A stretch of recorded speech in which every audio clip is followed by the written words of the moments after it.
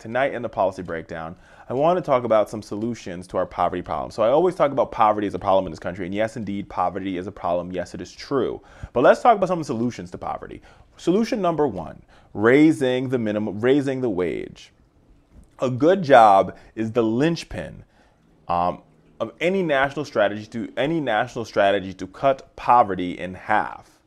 And this president has already pushed to raise the minimum wage to $10.10. If we raise the minimum wage, we will raise families up out of poverty. The Congressional Budget Office just a couple weeks ago indicated in a report that by raising the minimum wage, you would uplift almost 1 million families out of the wretching grips of poverty. Thing number one, raise the minimum wage, right? Because listen, a rising tide floats all the boats. When you raise the minimum wage, folks, think about it for just a second. When you raise the minimum wage, you allow these folks to spend more money.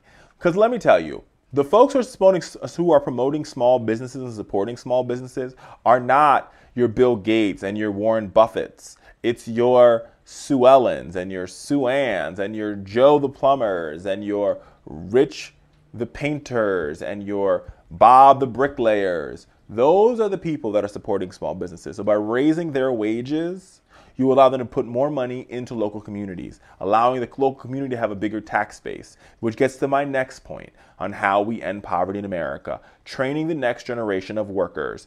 First thing we've got to do, more so than anything else, is prepare our young people for the work of the 21st century. High-tech jobs for a high-tech economy, green-collar jobs, equipping students with the information they need to make smarter choices about college, education, securing investment in worker trainings, as well as preparing today's young people for the jobs of tomorrow.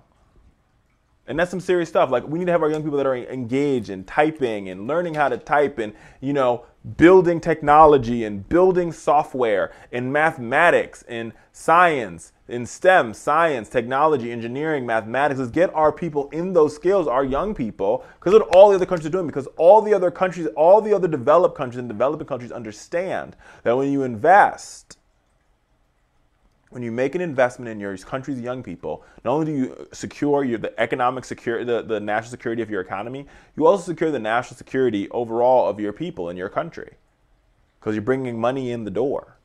The third thing we need to do is invest in our children. Let me tell you, a recent report indicated that we can yield $7 in savings for every $1 we invest in early education, right? Child poverty costs the United States almost $500 billion a year. Investing in early education is one step to eliminating and cutting poverty. Not only do you take money away and you alleviate the pain and burden of childcare, but the second thing you do is you increase by 3 or 4-fold the graduation rate of young Americans. And the fifth thing you can do is strengthen the family. Find ways to keep families together. Pass the making for a stronger Violence Against Women Act, making sure you're ensuring healthy, positive family relationships, whether they be gay, straight, transgendered, lesbian, bisexual relationships. Just encourage people, a nurturing economy, a nurturing environment, a caring economy. That is how we alleviate poverty. We spend so much time on the show talking about the impacts of poverty, the impacts of food insecurity, the impacts of a lack of education, the impacts of student loan debt crisis. But let's talk about solutions. And if we want to truly and surely ensure America's economy for the next 10, 15, 20, 30, 40, 50, 100 years. It's going to require us making that investment today. Let's put America back to work rebuilding America, building infrastructure. Come on, y'all. Stand with me. Rebuilding our schools, educating our teachers, equipping the next workforce, the next generation of workers in America with the understanding that if you go to work and you go to school, and you go to college, and you graduate, and you go to work, and you get a good job, you have a ticket to the middle class. We need to restore that in America. We can restore that by not only raising the wage, but investing in our kids' education. The reason why the ticket to the middle class is diminishing, America, has everything to do with the fact that a ticket to the middle class is now hinged upon whether or not you have enough money to buy a house or a car, and whether or not you've paid Sally Mae on time. We have got to fix that right here, right now, today. And we can only do that if and when we decide to work together, if and when we decide to collaborate, if and when we say that we want a government that works for those that work for a living. Right now, our government works for corporate welfare. Our government works for the highest bidder. Our government works for Wall Street tycoons. Our government works for small interest groups like the NRA.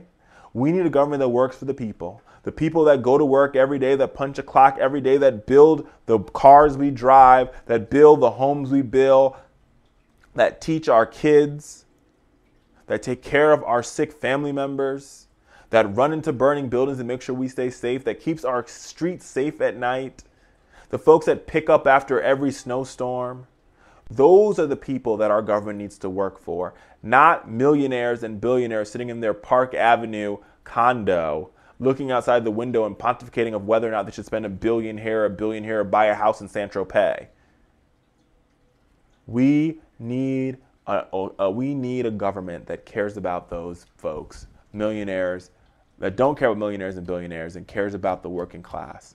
That is how we fix poverty in this country. And on top of that, what can we do as an audience? What can we do as part of independent media? We need to continue telling these stories. We need to uplift the stories of those that are struggling, because when we uplift their stories, we can empower people to solve the problems. When we uplift their stories, we can work on changing it. We can create meaningful solutions. We can put pressure on politicians to get their act together and put their money where their mouth is and put their vote where their mouth is. They go out and they sell a bag of goods when they're on the campaign trail. They get to Washington, and I guess the air is too thin up here, and they lose their minds to millionaires, billionaires, and hedge fund managers. And that America has to change. But it can only change if and when we decide to work together. If and when we decide that we are going to make that change. If and when we decide that enough is enough and we're sick and tired of being sick and tired. I'm telling y'all, it's some serious stuff. But if we do these 5 things that I talked about, we can truly, fundamentally change how America is viewed upon in the world and how we deal with our poor here in America. And I think to add to that 5, the 6th one is making sure that we're having this conversation. What can media do? Persistent agitation, having the conversation, uplifting the voice, and telling the stories. And in those stories, we accomplish the goals of creating good jobs, raising wages, training the next generation of workers, investing in America's young people, and strengthening America's families, and not just traditional families, but all families. Let's do it, y'all, if and when we work together. Listen, before we get out of here, and before we go the next hour, go to patreon.com/Fowler Show. And go ahead and support independent media so we can continue to tell the story and uplift the voices of those that are poor and the least of these. Right? Go out there and go ahead and join this movement. Support independent media. It's one of the easiest things you can do to help uplift those stories and help put an end to poverty. The second thing I want you to do is go ahead and go to donateyouraccount.com and donate your social media account to The Fowler Show and allow us to inform, to empower, and to help folks get their voice back each and every day by the stories that we release on our YouTube channel. And a third thing, easiest thing to do, go ahead, hit the subscribe button below and subscribe to a movement of individuals that know and understand that the only way we can raise up this country is by raising up the middle class and the working class. Hit the subscribe button. If you're watching this on the radio, go to our website, www.youtube.com/Fowler Show. And let's do it together. Let's end poverty together. We can do it if and when we decide to work together.